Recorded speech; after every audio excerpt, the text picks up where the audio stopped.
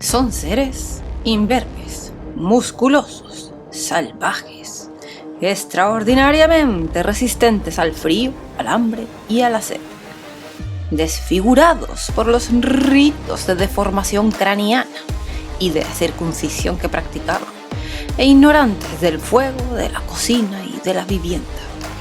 Bueno, pues esto es un texto del historiador romano Amiano Marcelino, pues donde podemos observar la visión más que deformada que se tenía de los hunos. Y con esto pues vamos a comenzar el capítulo. Pues por allá que corría el año 376 después de Cristo, cuando los romanos, en un ya fracturado imperio, comenzaron a recibir las primeras noticias de unos seres pues más que terribles que al parecer habían surgido de la nada, empujando a las tribus bárbaras de Oriente y obligándolas pues a fuertes migraciones, o sea, propagando mensajes más que desoladores sobre su apariencia y su comportamiento salvaje. Y fue así como aquellos demonios irrumpieron en la geografía europea. Y es que habían llegado los hunos, y habían llegado para quedarse. Pero bueno, la verdad es que el origen del pueblo huno es bastante incierto, pero hay muchísimos datos recogidos a lo largo de los siglos, y eso sí nos hace pensar que los hunos aparecieron en algún lugar o en algún punto de las extensas llanuras de Asia Central, desde donde iniciaron su expansión, posiblemente al ser rechazados por los chinos bien parapetados detrás de su magnífica Gran Muralla. Arrasaron grandes zonas de Asia, subdividiendo su poder en varios grupos, unos asentándose en los territorios conquistados y otros pues nomadeando por ahí, buscando nuevas latitudes para continuar la rapiña. Es verdad, vamos a decirlo. Pues aquellas hordas invencibles hicieron del mar de Azov su cuartel general y desde el sur de Rusia se lanzaron a la conquista del occidente europeo, a por todas. Desde que los hunos extendieron su amenaza en el siglo IV hacia los imperios de Oriente y de Occidente, pues fueron objetos de descripciones pues, por numerosos historiadores, tanto griegos como romanos. Pero fue sin duda, yo creo que sin duda alguna, sobre todo fue Jordanes el autor que más se documentó sobre ello al manejar escritos provenientemente de aquellos que les trataron, como fue Olimpodoro o Priscus. Y este último, Priscus, viajó por los territorios hunos en el 449, siendo la verdad que muy útiles las descripciones que pudo hacer sobre las costumbres y esa forma de vida de las tribus únicas, ¿no? Al perderse los escritos originales de los primeros, Jordanes pues se convierte para nosotros en una referencia obligada a la hora de contar la historia de aquellos guerreros. Ya finalizando el siglo IV, nos encontramos con lo que de los hunos nos dice el historiador Amiano Marcelino, ¿no? Que es la frase que yo dije al principio, la de son seres imberbes, musculosos, salvajes, extraordinariamente resistentes al frío, al hambre, a la sed, desfigurados por los ritos de deformación craneana y circuncisión que practicaban e ignorantes del fuego, de la cocina y de la vivienda. Bueno, como ya veremos en otros episodios más adelante, estas palabras escritas por el historiador romano no reflejaban la auténtica realidad, ¿vale?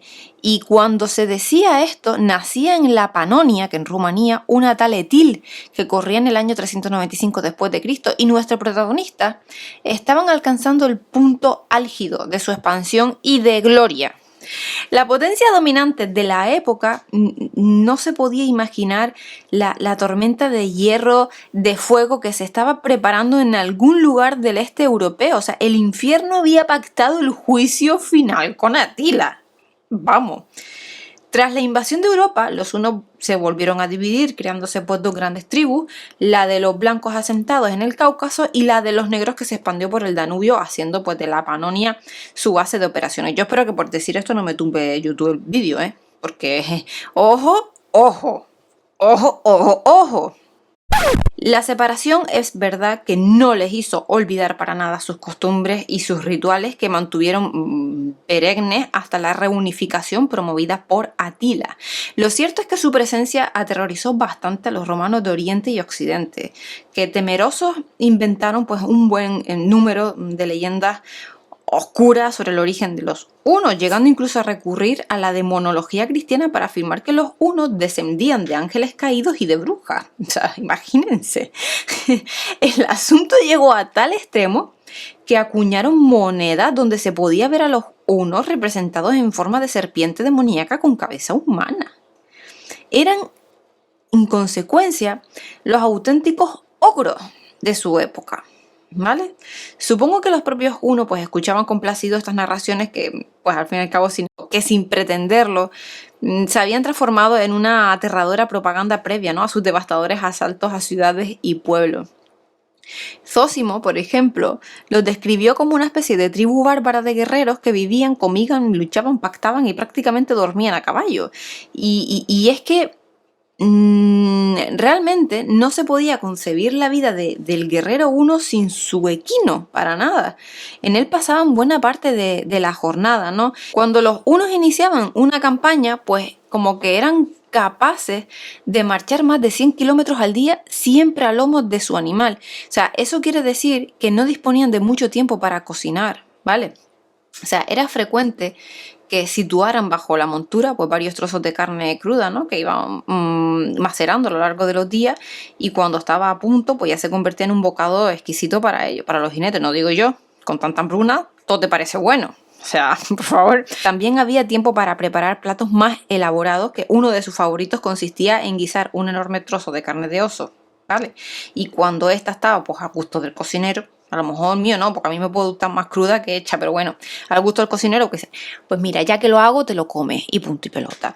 Pues cuando estaba al gusto del cocinero, le añadía varias setas silvestres y posteriormente todo era regado con leche agria. Así será leche mala, pasada, ¿no? Pues total, que para ellos eso era un manjar, era una cosa muy buena y a eso les gustaba, que eran raros también.